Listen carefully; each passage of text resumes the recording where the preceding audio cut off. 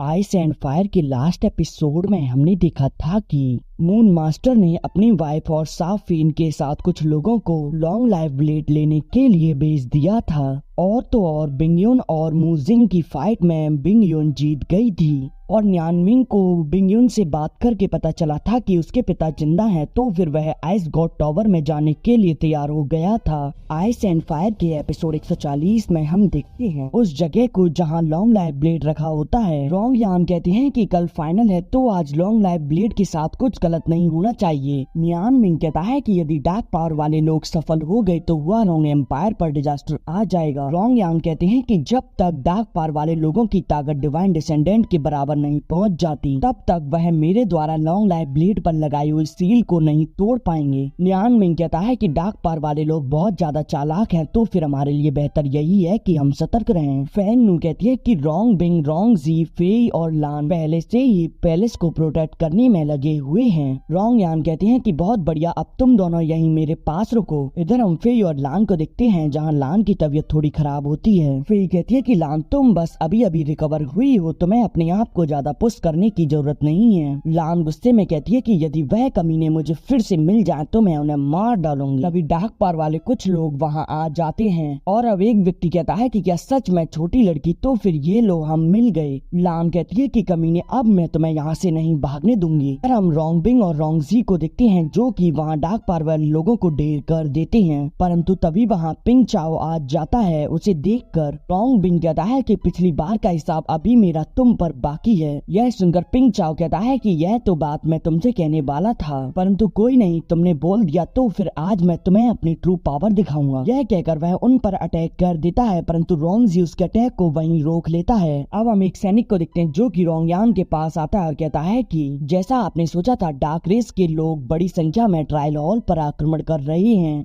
परंतु बिंग और अन्य लोगों ने मिलकर उन्हें रोक दिया है। एक और सैनिक आता है और कहता है कि डार्क रेस के लोगों का एक ग्रुप महाराज के सैन्य कक्ष की ओर बढ़ रहा है। यह सुनकर रोंग यान कहती है कि तुम महाराज को प्रोटेक्ट करने के लिए फ्लेम लाइन नाइट्स को भेज दो। इस पर वह सैनिक कहता है कि वे तो ऑलरेडी उनसे फाइट करने के लिए गए थे, परंतु वह तो उनके सामने 1 मिनट भी नहीं टिक पाए और धूल में बदल गए। रोंग यान कहते हैं कि क्या? न्यानमिंग कहता है कि रेड लाइन नाइट्स तो मार्शल मास्टर और उससे ऊपर के हैं। ऐसा लगता है कि इस बार डार्क रेस के लोग पूरी तैयारी से आए हैं।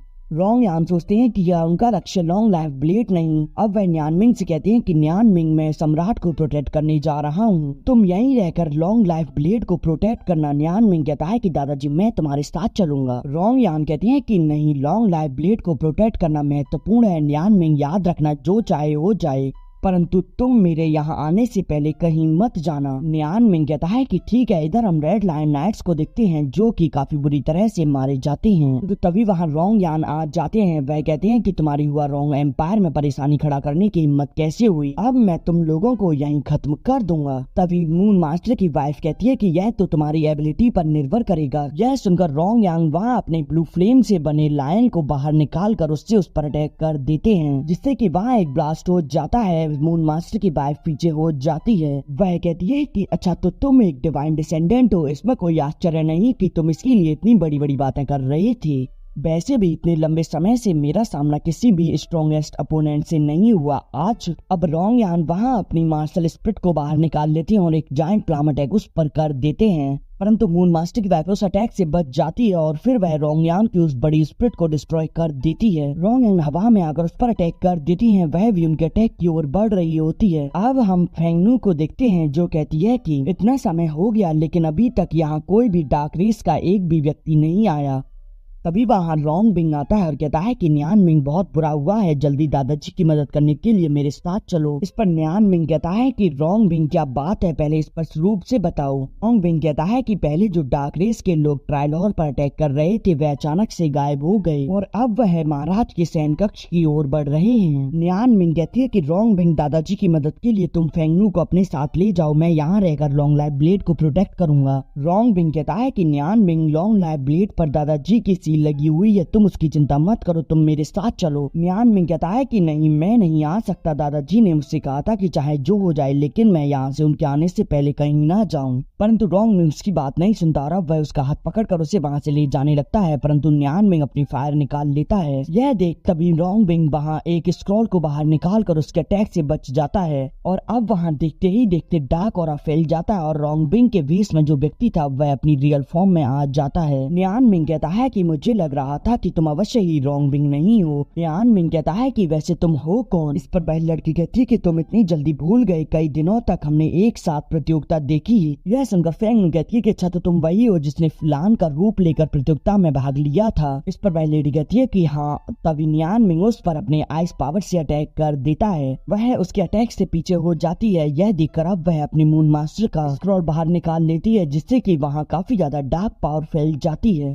डार्क स्मोक में नियान मिंग को कुछ भी नहीं दिखाई देता। इधर वह लड़की लाइव ब्लेड के पास आकर कहती है कि क्या इस पर किसी डिवाइन डिसेंडेंट की सील पावर लगी हुई है? सौभाग्य से मैंने पहले ही इस पर अपनी फॉर्मेशन सेट कर ली थी, अन्यथा इसी सील को तोड़ना मेरे लिए तो असंभव था। अब वह अपनी पावर से लॉन्ग लाइफ ब्लेड को लेने की कोशिश करती है परंतु वह वहाँ मौजूद ट्रैप में फंस जाती है। नियान मिंग और फेंगनू को पता चल जाता है कि वह लॉन्ग लाइफ ब्लेड के पास है, तभी एक ब्लास्ट होता है। नियान मिंग उस जगह को दिखता है तो लॉन्ग लाइफ ब्लेड वहाँ पर होता है परंतु वह लेडी वहाँ नहीं होती। नियान मिंग कहता है कि फेंगनू तुम जाओ, लॉन्ग लाइफ ब्लेड के पास ही रहना। तब स्टाफिन वहाँ आ जाता है, कहता है कि बच्चे तुम बहुत होशियार हो। इस पर नियान मिंग कहता है कि स्टाफिन और अब वहाँ मौजूद सोल्जर स्टाफिन पर अटैक करने के लिए आगे बढ़ते हैं परंतु वह तो उन्हें चुटकियों में ही खत्म कर देता है। नियान मिंग सोचता है कि पहले से इसकी पावर काफी ज्यादा बढ़ गई है। स्टाफिन कहता है कि इस बार ना केवल लॉन्ग लाइफ ब्लेड मेरा होगा, अब तो तुम्हारे पास जितने भी ट्रेजर हैं वह भी मैं ले लूंगा और तुम्हें मार दूंगा। यह कहकर वह अपनी डार्क पावर को रिलीज कर देता है और फिर वह काफी सारे स्टाफ ब्लेड से नियान मिंग पर अटैक कर देता है परंतु नियान मिंग तभी होली ब्लेड को बाहर निकाल लेता है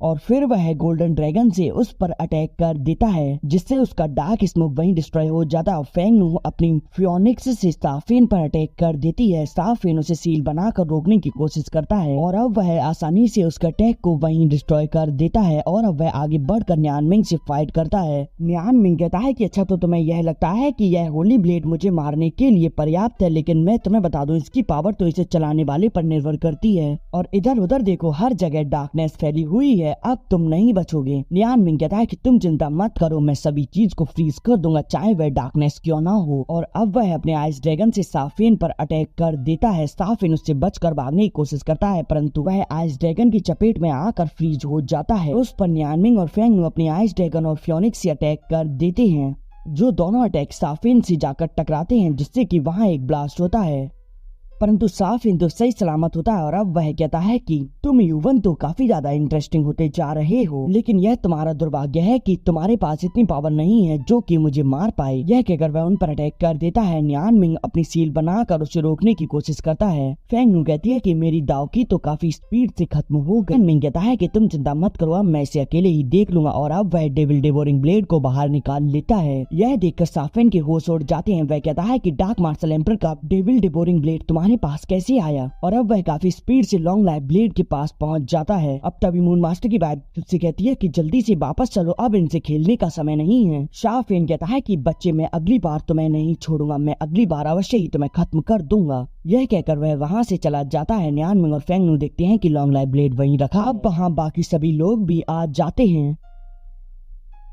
नियान मिंग कहता है कि दादाजी पहले आप लॉन्ग लाइफ ब्लेड को चेक कीजिए। अब वह चेक करके कहते हैं कि लॉन्ग लाइफ ब्लेड ठीक है। अब नियान मिंग सभी लोगों से पूछता है कि क्या तुम सभी लोग ठीक हो? इस पर वह लोग कहते हैं कि हाँ। अब रोंग यान बताते हैं कि मैंने जिस वूमेन का सामना किया था वह मुझसे कम पावरफुल नहीं थी, लेकिन जब तक मैं यहाँ मौजूद हूँ तब तक वह लोग यहाँ दोबारा नहीं आएंगे। नियान मिंग कहता है कि स्टाफिन तो काफी ज्यादा स्ट्रॉन्ग हो गया है, लास्ट टाइम जब मैंने उससे फाइट की थी तब उसकी पावर काफी ज्यादा कम थी, अवश्य ही उसके पीछे कोई ना कोई पावरफुल व्यक्ति होगा। रोंग यान कहते हैं कि पैलेस के अंदर और पैलेस के बाहर फ्लेम लायन नाइट्स को पहरा देने के लिए कहो, वह सतर्क रहें। डार्क रेस के लोगों की बात है, फाइनल के बाद मैं उन सभी को ढूंढ के मारूंगा।